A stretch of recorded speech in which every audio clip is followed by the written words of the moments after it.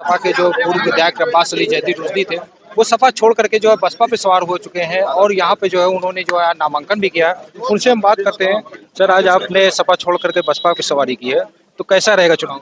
अगर इसमें छोड़ करके हटाया जाए तो मैंने आज बहुजन समाज पार्टी की सम्माननीय राष्ट्रीय अध्यक्ष बहन कुमारी सुश्री मायावती जी के आशीर्वाद को प्राप्त कर बहुजन समाज पार्टी के एक छोटे से कार्यकर्ता के रूप में दल की सदस्यता ग्रहण की है। और मैं आदरणीय बहन जी का मैं बहुत हृदय की गहराई से उनका आभार व्यक्त करता हूं कि इतनी बड़ी नेता और इतनी सरलता से उनसे मिलने का हम लोगों को अवसर मिला और जिस प्रकार से उन्होंने हम लोगों को आशीर्वाद दिया, मैं इसके लिए सदा उनका आभारी रहूंगा। आखिर वजह क्या रही कि आप 2500 साल से सपा में जुड़े हुए थे और मौजूदा भी टिकट भी एक बार दिया गया, फिर उसके बाद फिर काटा गया? अब देखिए, ये तो समाजवादी पार्टी का शीर्ष नेतृत्व ही बता पाएगा कि वजह क्या है। लेकिन ये कुछ सिर्फ मेरे साथ नहीं हुआ।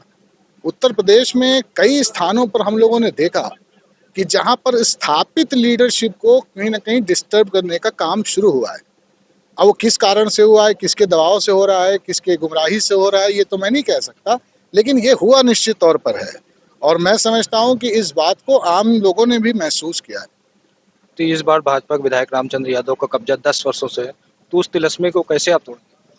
देखिए, मैं तो इतना ही कहूँगा कि तोड़ेगी क्षेत्र की जनता, जिसने बहुत वादे और बहुत उम्मीदों के साथ उनको वोट दिया था। और 5 साल की सरकारों में 5 साल से भी ज़्यादा लग गया एक पुल बनने में। ये तो विकास की गति रही, तो जनता ही करेगी।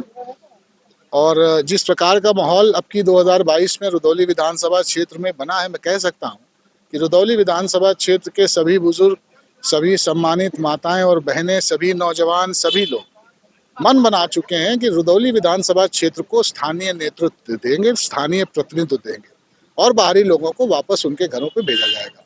आपके छोड़ने से सपा का कितना प्रभाव पड़ेगा रुदौली? अब ये तो मैं नहीं कह सकता, मैं बहुत कमज़ोर इंसान हूँ।